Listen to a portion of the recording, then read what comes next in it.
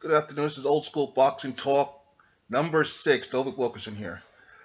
Okay, I wasn't going to do one on Canelo versus Khan because that went the way everyone expected to go.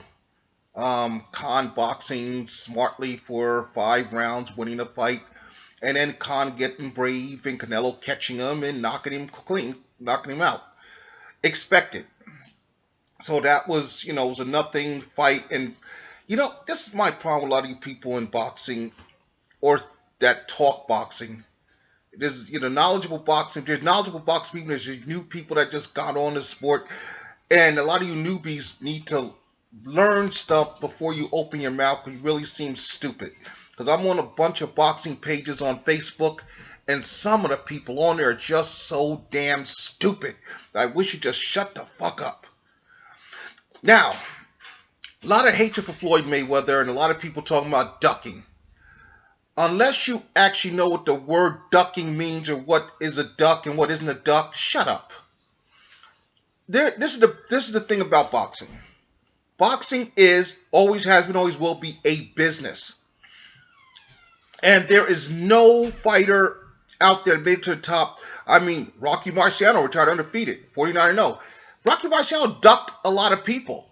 And it's not that Rocky per se ducked them. It's because Rocky's management said, we're not fighting that guy because that guy will beat us. And we know that, so we're going to avoid that guy.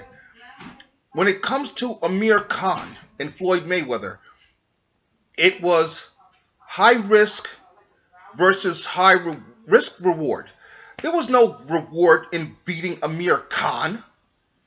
Floyd doesn't knock many people out, but he knocked out Khan. And nobody actually really wanted to see that. And for Floyd, he fought Maidana twice. Why do you think he fought Maidana twice? You got past Maidana the first time. Okay, let's move on. Fight somebody else. No, but he gave Maidana a rematch because it made a lot of money. He knew what he did the first fight, made it entertaining. Then he said, let me come back and show you what I can really do against this boy. And the second fight, he schooled Maidana. And Maidana hasn't been seen in the ring since. But Maidana probably made about $4 million off those two losses to Floyd. And he hasn't been seen. And he lives in Argentina. He's living a high life. They say he's like 250 pounds. Maidana hasn't been seen since. Now, like I said, you people talk about ducks. A duck would be if there's another fighter in your division or in your area of a division and you don't fight him. That is a duck. This shit with Mayweather and Khan is not a duck because Amir Khan was never a goddamn force. A lot of people say, okay, you want to talk about a duck? Okay, let's talk about Sugar Ray Leonard, Aaron Pryor, Tommy Hearns, Aaron Pryor. That could be considered a duck because he was an undefeated guy that was within the weight range that neither Leonard nor Hearns fought. Could be considered a duck. That would be closer to a duck than Mayweather Khan. But let's move on to the heavyweight championship fight that was supposed to take place in Russia. Everybody kept bitching at Deontay Wilder needs to fight Povetkin, needs to fight Povetkin. Fine, Deontay Wilder, they signed the contract, they go over there, they said it, his people won the purse, Povetkin's people won the purse bid, we're going to Russia, hey, great. What happens? He gets busted for an for performance enhancer. Now, this performance enhancer used to be legal until 2015. Then they put it on the ban list. So as of January, you were not allowed to use of this year. You were not allowed to use that drug. Now, Povetkin, they have drug testing since the wretched WBC actually did something right. It went with VADA to do their drug testing. Great idea. All top 15 WBC ranked fighters must, use VADA. Must have VADA approved testing in and out of competition. Finally, the wretched WBC has done something right. What happened? Povetkin passes test 1, he passes test 2, he passes test 3, test 4, pop, you get popped. Now, then his management used a lame-ass excuse about, it was already in his system because he used it back in 2015. No, because if he used it back in 2015, he passed 3 of their drug tests, which means it wasn't in his system, which means He got confident, said, okay, I passed 3 drug tests. They're not going to test me, so I'm going to pop, use this in here. And guess what? VADA showed up, popped you, and you got popped. Now Povetkin, the WBC heavyweight title fight is off. Hopefully, if the WBC does its job right, it will drop Povetkin. First, I think he deserves a suspension, at least 6-month suspension. Secondly, he should get more testing out of competition. And thirdly, he should be dropped to number 10 in the rankings and have to work his way back up. Former champion or not, you get caught cheating. Come on, man. Come on. Because if there was no testing, now I don't know, like a lot of times these guys do these steroids, these HGHs, this enhancement, sometimes it helps guys. I've seen a lot of guys lose fights that were on it and turned, they got their ass beat and found out they were on some kind of enhancement, and they still got their ass beat. With this thing here is a recovery aid that helps you recover better from training, because boxing training is brutal. It breaks your body. That's why fighters, boxing, this is why boxing is a business, because you could only take so much. People think, oh, this guy's had X amount of fights, only 20, 25 fights. That's how many he's had in the ring. He's probably had more than that inside of the gym. Sparring is like another fight. Boxing is a very physically demanding sport. So, okay, you got this little drug here that helps you recover from that, helps your body recover from it. Now, the problem with that is it's an enhancement. And, and you can't use it. And now, and they knew it. The camp of Povetkin knew they couldn't use this crap. And I think most of the reasons, that's probably one of the reasons Povetkin and his people got away from Teddy Atlas, was because a lot of this crap that they do, they know with Teddy Atlas, Teddy wasn't having that. You ain't going to use nothing on a banned substance list, and Teddy ain't having that shit. Teddy be, oh no, we ain't doing that. Because Teddy, not only will Teddy train you to be the best fighter in the world, but Teddy's also going to make sure you're a clean fighter, because Teddy respects the business that much. So when Povetkin and his people got away from Teddy Atlas, I was always suspicious of that a long time ago. Why would Teddy Atlas led you to a piece of the heavyweight title, because it's like 60 million titles now. The belt means nothing, especially the wretched WBA belt means nothing when you have 3 champions per division. Come on, WBA, clean that shit up. Anyways, Teddy Atlas led you to a piece of the WBA title, one of their fractured titles, which gets you world championship status, yay. And then you left Teddy Atlas. You broke your promise to Teddy Atlas. You left Teddy Atlas. And you went to a bunch of other people because you had to train exclusively in Russia. The reason you had to train in Russia is because there's nobody testing you. You knew if you came to Miami, you knew if you trained with Teddy, where Teddy wanted you to train, Teddy wasn't letting you bring all that bullshit in there. Teddy wasn't having all that shit, you doing all this shit between fights. Teddy wasn't having that bullshit. And y'all knew that. That's why y'all left Teddy. And then you went and fought Klitschko and lost to Klitschko. And, you ain't been, you beat a couple other boys, but you stayed over there in Europe. You stayed over there in Russia, where the drug testing is slim and none. Now, with the one thing that everybody's been saying is, Wilder was like, there better be drug testing. And, his Povetkin's management, oh, don't be silly, it's going to be drug testing. And the reason it was drug testing and clean was because the WBC put it in place. The WBC put this in place a year ago, that all championship fights and everybody in the top 15's got to go through VADA testing. There's no, if you fight for the WBC title, you have to use VADA testing. I would like the other 3 wretched organizations to follow that lead. Maybe Povetkin will get his ass up there and fight for the IBF title. I don't know what their drug testing's like, or the WBO title. I don't know what their drug testing's like. I know the WBA has been pretty good with it. WBA's been pretty good with it, but I think the WBC still is the best one at it. But I would like to see WBA follow suit. 2 things I like to see WBA do is, 1, get rid of these 3 champions per division. Come on, you're that hard up for goddamn mandatory, for goddamn defensive money. Come on, man, stop that. And 2, follow the WBC's lead and go with the VADA testing, man, and keep your fighters and your championships clean. Combat sports, you can't use that shit in combat sports, man. You kill somebody. You get all those human growth hormones and all these other enhancements. You hit another man in the head. You're hitting another man with your fist. Or in MMA with your knees, your legs, your elbow, you can't be using that shit. MMA, combat sports in general, has to have very, very strict drug testing for this. And not only do you have to have strict drug testing, you have to have a strict enforcement policy. You have to have a strict policy of punishment. If you're caught, this is what we're going to do, to make people realize it's not worth it. You go in there all natural, man to man. You bring what you bring, I bring what I bring, and we go in there and we fight. But if you bring in all this other bullshit, you bring in these HGH and this blood dope and shit, and what the fuck? And I'm coming in natural. You got an edge. You got an unnatural edge. And then then if I get killed, then what the fuck y'all gonna say to my family? You'll find out, after he was on all this shit, they ain't bringing me the fuck back. They ain't doing shit for my family. Combat sports are, in my opinion, the most honorable of all sports, because you don't play combat sports, you don't play mixed martial arts, you don't play boxing, you don't play kickboxing. These are sports where people can get hurt badly and or get killed. Bottom line. And we need to better protect our warriors. We got to, man. These guys are warriors. God bless them, man. They put their life on the line, put everything on the line to entertain us. Yes, it's a prize, but still, God's still in on, man. Ain't no prize worth your life.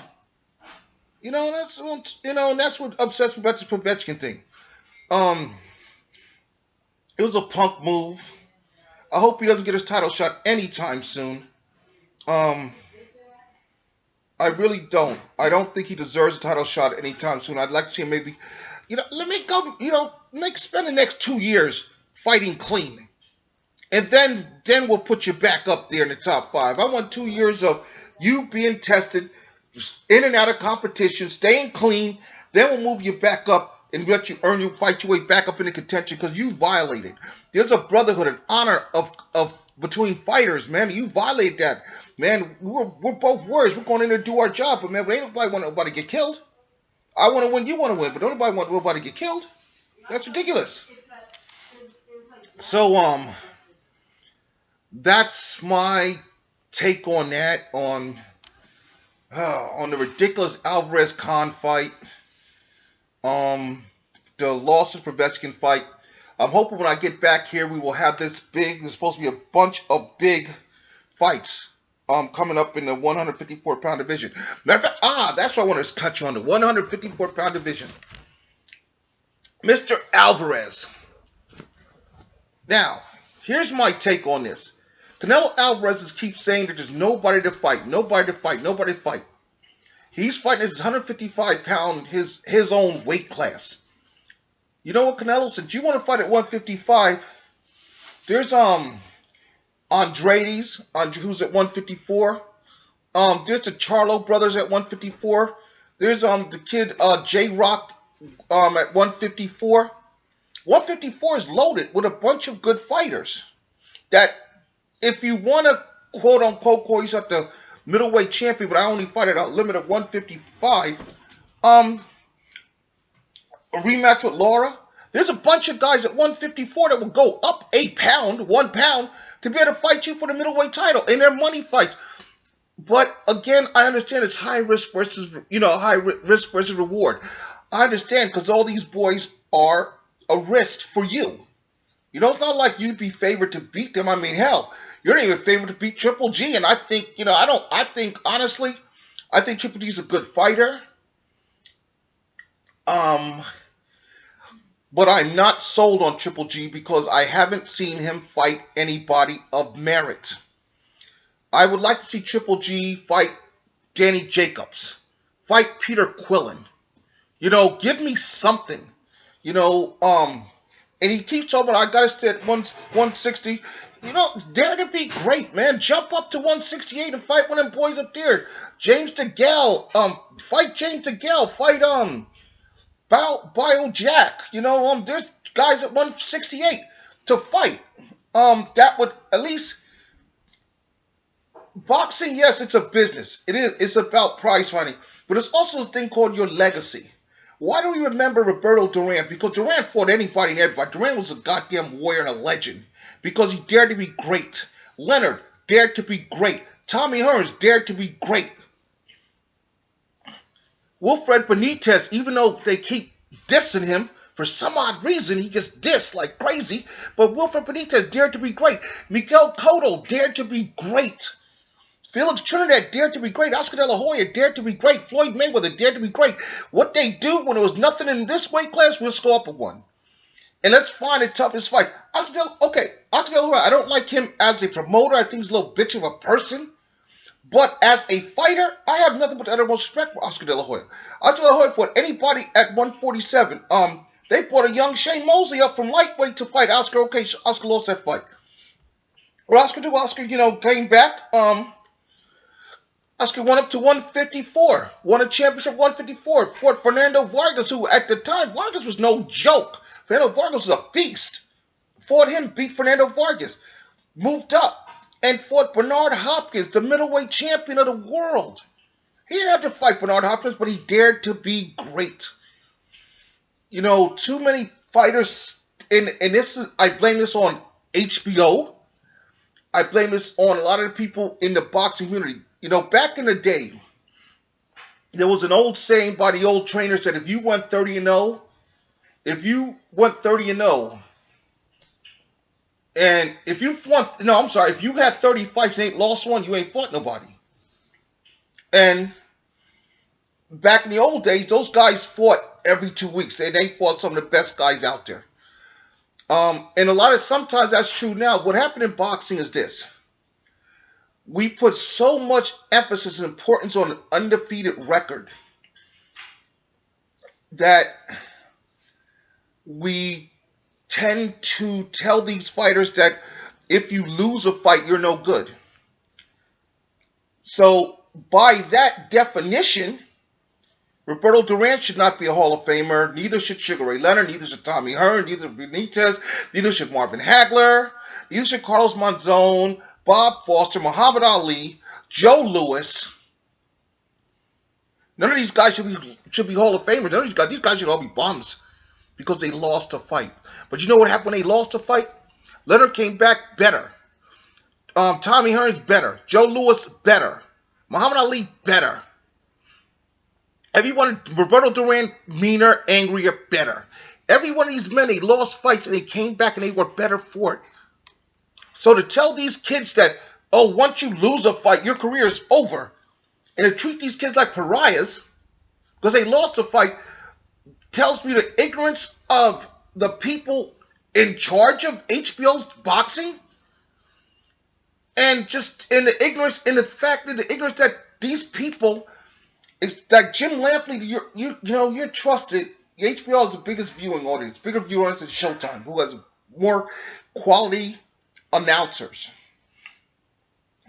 Jim Lampley's the biggest piece of garbage calling sports today. And Max Kellerman, when you were on ESPN in the early days, Max Kellerman was a pretty good guy. Max Kellerman was a knowledgeable guy. Max Kellerman, would be honest.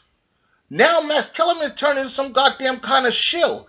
Because it was, I remember one of the best quotes I heard from Max Kellerman was, Max Kellerman once said, about Zab Judah, because Max early on, was really on Zab. Max was like, talking Zab up. And whenever they would compare Zab to Pernell Whitaker, Max was like, pump the brakes there on that one. We're not, let's not go there. And one of the best things that Max Kellerman said was in a while that made sense. He said, Zab Judah's a good fighter. But he doesn't beat the A fighters. He beats the B plus fighters. But if you're if you're an A fighter, Zab Judah loses to you. With the exception of, excuse me. Oh, damn, I forgot his name. The boy who won lost the welterweight title for Floyd wound up beating him up for the title. Anyways, and that was the truth. Zab Judah, as a fighter, was a very good fighter. He wasn't a great fighter. He was a good fighter. He beat the from F. I'll go from Z to A. Zab would beat you. From Z to B plus, Zab would beat you. Maybe a B plus. B plus and above. Yeah, Zab was going to have some problems with you. But for the most part, Max Kellerman had credibility then. Then Max Kellerman went to HBO, Larry Merchant left, and somewhere along the lines, Max Kellerman became Jim Lampley's fucking mouthpiece. He just stuck his mouth to Jim Lampley's ass and just regurgitated all Jim Lampley's bullshit. Lost all his credibility. And I feel bad because I really liked Max. Jim Lampley is an overhyped, self-important son of a bitch who thinks he's bigger than the sport he's covered. He thinks boxing is there for him. Jim Lampley has shown us what kind of fighters he likes. Jim Lampley can't call boxing, so he'd rather have two guys that stand there and slug because he can't call a jab. He can't call, he can't talk about fencing and a guy fencing, defense. If Jim Lampley can't call an up jab, he can't call, Jim Lampley can't call the punches. So being a Jim Lampley can't call that, he wants guys, that's why he's got this Gaddy list.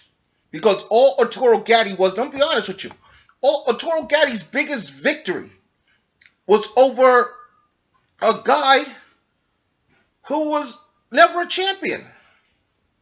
No disrespect to Mickey Ward, but Mickey Ward was like, just a step or two above a club fighter. Mickey Ward Mickey Ward doesn't belong in the Hall of Fame. Neither does Arturo Gaddy. Honestly, if you look at these guys, neither one of these guys belong in the Hall of Fame. But they're in there. It's because of the color of their skin. And these are the kind of guys that Jim Lampley likes. Two guys that sit there and slog and oh my God, they're pounding each other, blah, blah, blah, blah, blah. That's what Jim Lampley likes. You take a skillful guy like Guillermo Rigondeaux, Floyd Mayweather, Andre Ward, and for some flipping reason, Jim Lampley has some shit to say about him. Some off-the-cuff bullshit, he has something to say about them, or they're boring. They're not boring, motherfucker. They don't. The art of boxing, the sport of boxing, is the art of hitting and not getting hit. Floyd Mayweather, Pernell Whitaker were guys that were very good at that. Andre Ward currently is a guy that's very good at that. Boxing is like chess. You use your head. You think 2-3 steps ahead of your opponent. You try to set your opponent up. You throw punches. You want your opponent in a certain position. You want to throw a punch to get him where you want him. Jim Lampley don't understand that. Jim Lampley just wants to see two guys just slugging it out. So, honestly, the only thing I would like to see Jim Lampley call is tough men contest. That's it. Let him call it tough man because that's his realm. He's an over-glorified clown who does not deserve to be called boxing on the highest level. Let that punk go back to calling tough men fights. That's all he's good for. In my opinion, and it seems to be the opinion of many people that listen to Lampley and Max Kellerman. When you watch HBO Box, you just turn the volume off because you just want to see the fight and listen, watch the fight because you can't listen to those clowns calling the fight because they tell you kind of bullshit. I mean, the last time I knew Max Kellerman being honest was when Manny Pacquiao said to Max he thought he won against Floyd, and Max Kellerman said, "You thought you won?" Max shocked the shit out of Max Kellerman because everybody know clearly Floyd beat your ass. What do you mean you thought you won? And I'm sure Max probably got some grief from the boys at HBO because they're their boy. So that's my rant on HBO. That's my rant on Povetkin. That's my bit of a rant on Canelo. I got Canelo in there too because, like I said, there's a bunch of boys. Demetrius Andre. There's a bunch of boys at 154. I can see that Canelo could have fought, but Oscar's not. And that's what shocks me on Oscar. See, every time I try to shut up, then something comes up. Oscar De La Hoya was a warrior who fought anybody and everybody. But yet he's not letting Canelo do it. And this is the reason why he's not letting Canelo do it. Because the only fighter Oscar has left for Golden Boy is Canelo. Because Oscar fucked around when he was drugged up and lost, got rid of Richard Schaefer, because Richard Schaefer was like, yeah, let this boy fight this. Richard Schaefer had to deal with Al Heyman. Richard Schaefer knew what the future was coming. Richard Schaefer was ready to move Golden Boy into the future with Al Heyman. When all these fighters, great fighters Al Heyman had, because you see, Oscar seemed to forget. While his ass was out there doing whatever the fuck he was doing in rehab for 40 millionth time, Golden Boy was running better without Oscar than it was with Oscar. And that probably hurt Oscar's little feelings, because look, let's be honest. Oscar De La Hoya is nothing more than a figurehead owner. He's a figurehead. He's worthless. As a businessman, Oscar's a bad businessman. He's in rehab every fucking other couple of months. You know, when he had Richard Schaefer kept that shit going. Richard Schaefer made that company money. Yes, Richard Schaefer put Canelo in it with Floyd. You know why? Because it was money. A big money fight. And what that did, yes, Canelo lost to Floyd, but also made Canelo a star. They just did short of 600,000 buys. Canelo versus Khan. Canelo was doing I don't think Canelo's done a pay-per-view under 400,000 buys. Even the ones on his own, I think they all did at least 400,000. Maybe I could be wrong, but they did better. They did a shitload better than Golovkin and Lemieux did. And that's where the thing is, Golovkin's coming in and running his mouth like he's the big dog, but Golovkin, you gotta look at your pay-per-view numbers, son. You know, they was under 100,000. You know, you're a good HBO fighter, but you're not a pay-per-view fighter.